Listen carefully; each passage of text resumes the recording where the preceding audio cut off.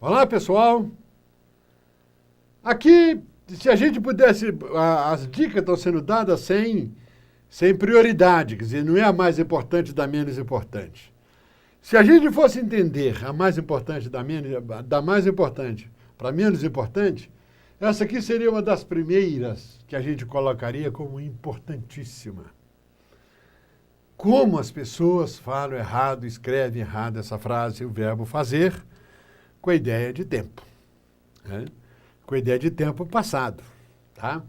Então nós temos frases muito comuns, muita gente falando: fazem 2 anos que não chove, iam fazer 10 dias que eu não saía, aqui fazem invernos rigorosos, devem fazer os 10 anos. Veja, todas essas frases, o verbo fazer com a ideia de tempo. Quando o verbo fazer, ele traz a ideia de tempo, ele é construído igual ao verbo haver, nesse caso. Ele é considerado o quê? Um verbo impessoal. O que é um verbo impessoal? O verbo impessoal é aquele verbo emburrado, não combina com nada, gosta de ficar sozinho, gosta de ficar solitária, discorda de tudo, não concorda com nada, não quer concordar com nada. E toda vez que ele foi impessoal, no caso do verbo fazer, obrigatoriamente o verbo tem que estar no singular. O verbo e a locução verbal, claro. Então veja como é que ficaria então essa frase. Veja, faz 2 meses que não chove, o verbo fazer com a ideia de tempo. Aqui não interessa se é 2 meses, 1 mês, 50 meses, 200 mil anos. O verbo fazer obrigatoriamente tem que estar no singular. Por quê? Porque ele é emburrado, não concorda. Ele vai sempre para o singular. Então a frase ficaria: faz 2 anos, 2 milhões de anos. Né?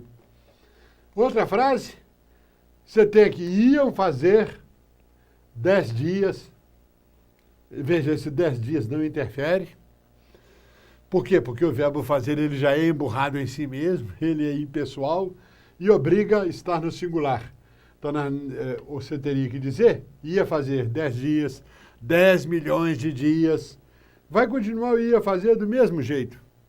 Ele é impessoal, não concorda. Veja, aqui fazem invernos. Aqui não interessa também a palavra invernos rigorosos. Veja, porque o verbo fazer com a ideia de tempo, obrigatoriamente ele tem que ser impessoal. E se é impessoal, singular.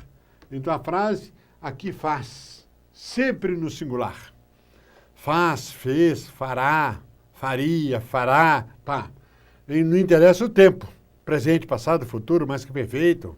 Né? E a outra frase, veja, devem fazer uns 10 anos.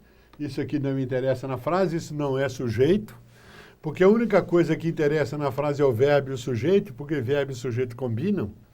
É uma relação amorosa. O sujeito ama o verbo ama o sujeito. Só que o verbo fazer não ama. Ele odeia, ele não concorda. E aí, obrigatoriamente, ele vai para o singular. Então, a frase, obrigatoriamente, veja, o verbo deve fazer os 10 anos que eu não vou a São Paulo, seria então a frase correta.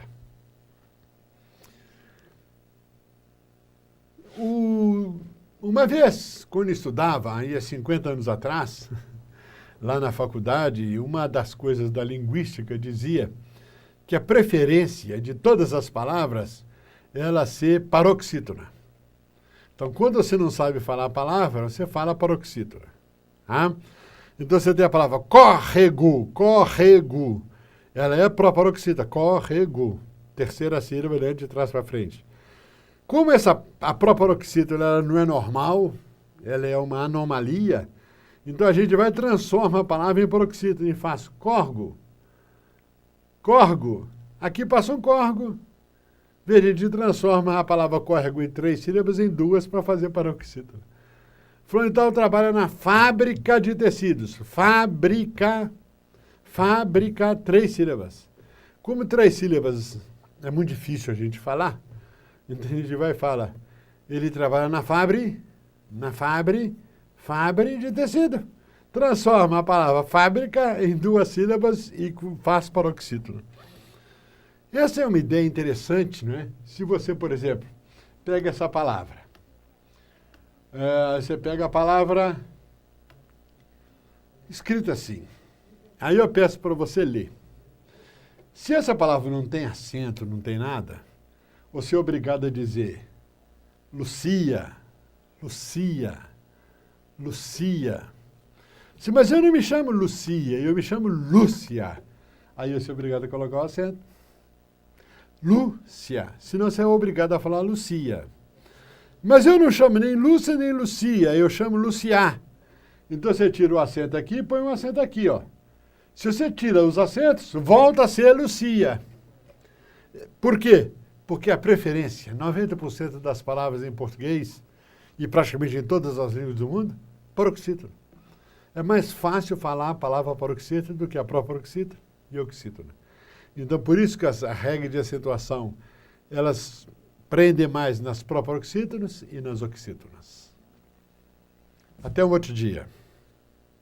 E aí, gostou dessa dica de português do professor Décio? Então fique ligado porque tem muito mais. Se inscreva aqui no nosso canal no YouTube, compartilhe os nossos vídeos nas redes sociais e fique por dentro de todo o conteúdo da UniUB TV, porque todo desenvolvimento passa por uma universidade.